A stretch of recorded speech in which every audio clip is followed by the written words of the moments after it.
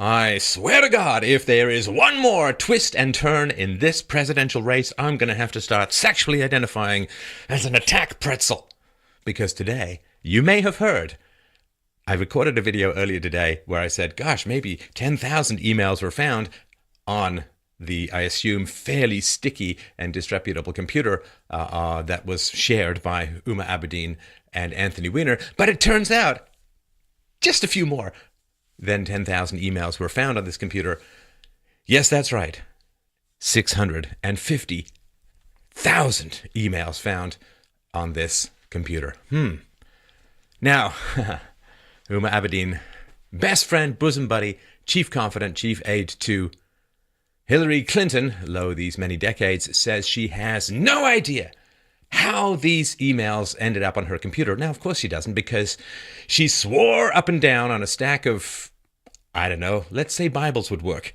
Actually, they'd probably burn, but she swore to the FBI, I think under pain of perjury, that she turned over all of the devices she might have emails on. Well, as it turns out, except for the 650, that seems like a little bit of an oversight. So she says she has no idea.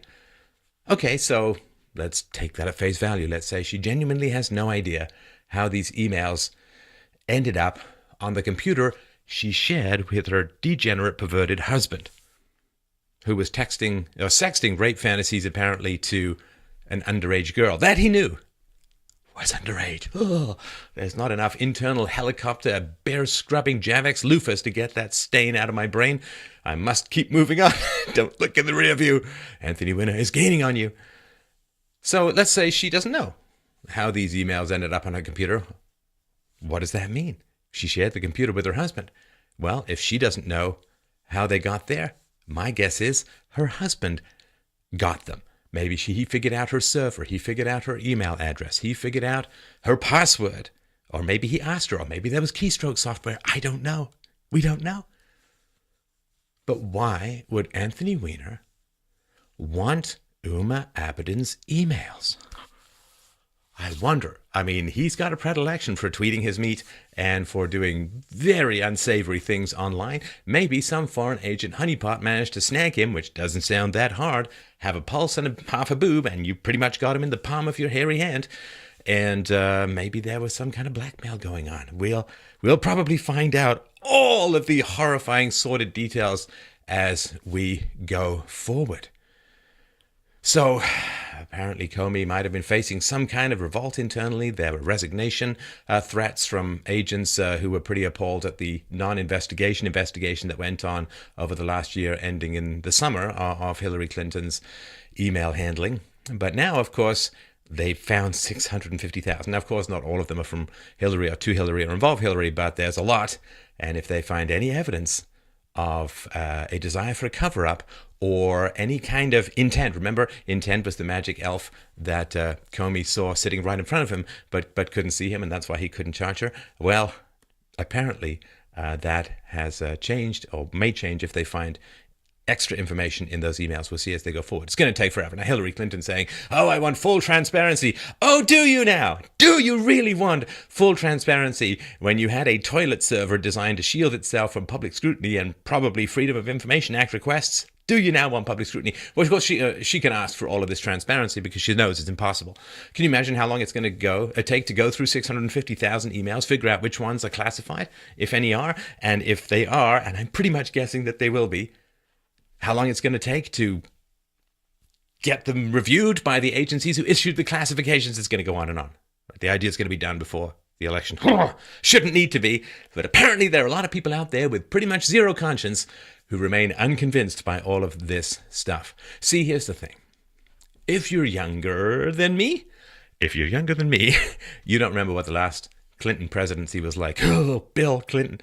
It was scandal after deposition after subpoena after scandal after deposition after subpoena after investigation. It just went on and on and on.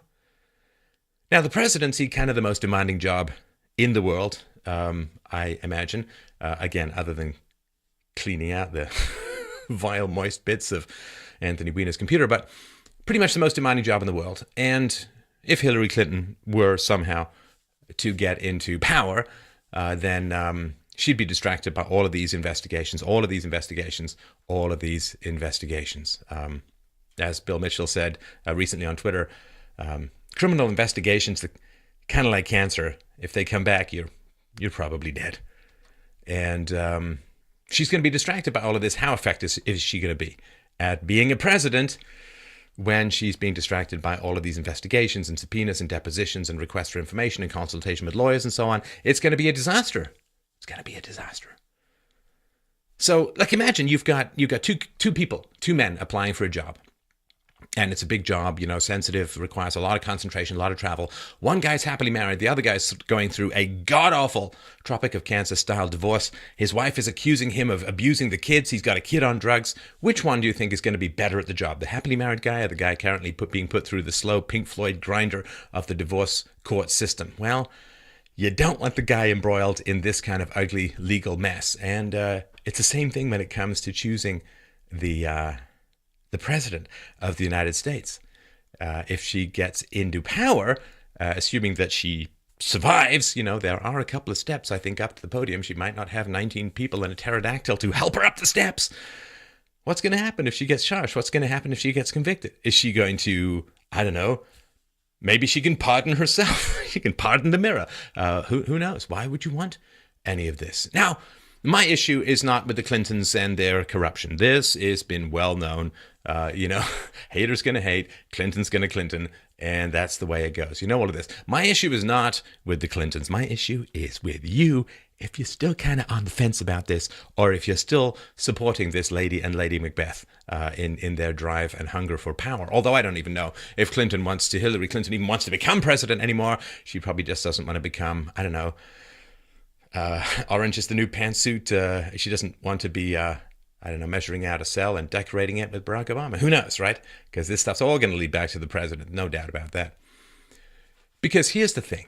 It's you undecideds, and in particular, you still hanging on like grim death Hillary Clinton supporters. Dear Lord, what is wrong with you people? What the hell is wrong with you people? What is it gonna take for you to wake up about the corruption? Maybe there is no part of you to wake up. Maybe there's no conscience in you to wake up. Maybe it's just a naked hunger for free stuff, and maybe it's just a in-group preference, or maybe you're just this habitual, stuck in a revolving door that doesn't escape kind of Democrat, mindless zombie head. I don't know, but... slap yourselves awake, people. Wake up to reality. Step up to the stench. Pollster Gary Langer said about a third of likely voters say they are less likely to support Clinton after, given FBI Director James Comey's disclosure, right, about this reinvestigation. Given other considerations, 63% say it makes no difference. Makes no difference. Makes no difference. Makes no difference. She's back under investigation for criminal behavior. Makes no difference. Makes no difference. The lies, the cheats, the avoidance, the perjury, the dodging of subpoenas, destroying of evidence, obstruction of justice makes no difference whatsoever. Are you crazy people? Is there one cell in your entire system that knows the difference between right and wrong? Only 7% of Clinton supporters felt that it would make any difference at all. This is... A poll of voters in 13 battleground states showed only 5% of Democrats said the issue might make them less likely to support Clinton. 5%, 1 out of 20, might make them less likely to support Clinton. Might make them less likely to support Clinton. It's astonishing. It's astonishing. It's like you date this hot model. You're gorgeous, and you take her home, and you go into bed with her, and she pulls off the mask, and she's like some repulsive crypt keeper with fangs, flaming breath, eyeballs sticking out like Roger Rabbit being hit by a 2x4, and you're like, yeah, I can still hit that. Oh, okay, maybe the dragon breath and the bouncing eyeballs and the crypt keeper face might make me slightly less likely to bang her. But, hey, I can grit my teeth, close my eyes. Imagine Margaret Thatcher if you're on the right, and in I'm go. I'm in like Flynn. What can I say? Like, if you can't see this now, I can't. Like, you have no conscience. You have no moral sense, moral center whatsoever. And sweet mother of all that's holy, do you not have children? No. I imagine that a lot of you don't, because you see, single women often support Hillary Clinton either because A, they want to get married to the state because they can't hold the love of a good man, and therefore they want the dedication of a controlling politician who's going to bribe them with other people's stuff, usually other hardworking married people's stuff, particularly men, because you see, you're an independent woman, you don't need no man, so why are you taking all the men's taxes through the government? Oh, you see, because you're so independent. So if you're a single woman, yeah, okay, you probably don't have any kids, or if you do have kids, you don't have a man. A single mom's very, very keen on socialism because the welfare state is pretty much the single mother state. And if we had marriage the way that we used to have in the 50s and 60s, there'd be pretty much no deficit and all would be sunshine, lollipops, and roses. Except for, of course, women would actually have to get and hold the love of a good man, which for some women seems to be, well, sorry, I have to eat Western civilization like 6 billion termites on a popsicle stand, because I can't get and keep the love of a good man, and now I have kids, so I gotta have my stuff. And Hillary Clinton is the vagina gateway to free stuff. All the free boats come sailing through the cankles, and in they come, offloading onto the ports of the voters. Here you go. I am buying your conscience. I'm buying your vote with free stuff. Forget the freedom. You got the free stuff. That's good, tasty, free stuff. Yes. Okay, it does mean that civilization will collapse. On the other hand, I don't know what the other hand is. I'm out. I'm done. I can't possibly figure it out. So let's say you have kids in your life and you support Hillary Clinton. Well, what are you going to say to them about lying? Say, just curious. Just curious. You typed it on Facebook, didn't you? I'm for Hillary Clinton. I'm supporting Hillary Clinton. I can't wait for Hillary Clinton to become president. That's going to be just fabulous. They're going to read one day, right? And the internet is forever. Fossils will decay into dust before the internet. Well, unless Hillary Clinton starts a nuclear war with Russia, in which case the internet, like human life itself, or perhaps life on the planet as a whole, might be just a little bit of a temporary blip corrected by Crazy Cankles lady with the finger on the button. Oh, am I going to be indicted? I don't think so. I got me a bunker. Ah, look, all those who are going to put me in prison, in fact, prison itself, are mere dust floating through the atmosphere. Look, the dissolution of civilization and the release of me from potential prison from my bunker with my periscope looks wonderful as the sun sets through all of that dust and all of the people with 12 eyeballs crawling through the wreckage trying to find a 4-tongued mouse to eat to survive for another 8 minutes. How are you going to talk to your kids about lying? You really shouldn't tell a lie, kids. Mom, weren't you for Hillary Clinton? Didn't she lie a lot? Shut up and get back on your tablet. And don't search for Hillary Clinton or me or both.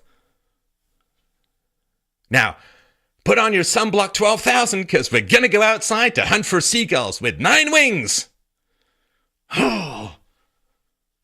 But this is the beauty of the Clintons, I'll tell you that. I will tell you the beauty of the Clintons. They are a sunburst over the human landscape, dividing us into black and white. They are what used to be called a litmus test. They will tell you, people's opinions of the Clintons will tell you very, very clearly whether they are good people or bad people. Not the Clintons, bad people. People's opinion of the Clintons. Whether they have a conscience, whether they have empathy, whether they have integrity, whether they value honesty. It's wonderful. They are this giant starburst lighting up the human landscape and showing you who among you can be trusted, who among you can be loved, who among you is capable of loyalty, of integrity. Because you're surrounded by people who just love Hillary Clinton. Well, when they backstab you, when they betray you, when they undermine you, when they attack you, like vicious Detroit dogs, because you have had an original thought of your own or two, don't blame me, because Hillary Clinton revealed them all for you. She's like this, whoosh, you're lost at the ocean, you shoot up a flare, poof, up it goes, lights up the whole landscape so everyone can find you. Well, that's what Hillary Clinton support is. So my argument is, hey, if you go out on a date, let's say a blind date, or maybe you meet someone online, you go out on a date, and the woman's like, I really like Hillary Clinton. You know what it's going to be? Like Wile E. Coyote, you leave that You leave that hole in the wall to get away. Don't have anything to do with these people. Don't have anything to do with these people because they're clearly signaling a complete absence of moral center, a complete relativism, a complete amorality, a complete lack of conscience. It's very, very clear. And that is the public service that the Clintons are providing to you. I'd like to say free of charge, but it has the potential. This lesson, this illumination of everyone around you by the Clintons has the potential, if she gets hold of that ring of power, our little golem in a pantsuit, it has the potential to be the most costly lesson humanity, civilization, and life on this planet will ever have to pay.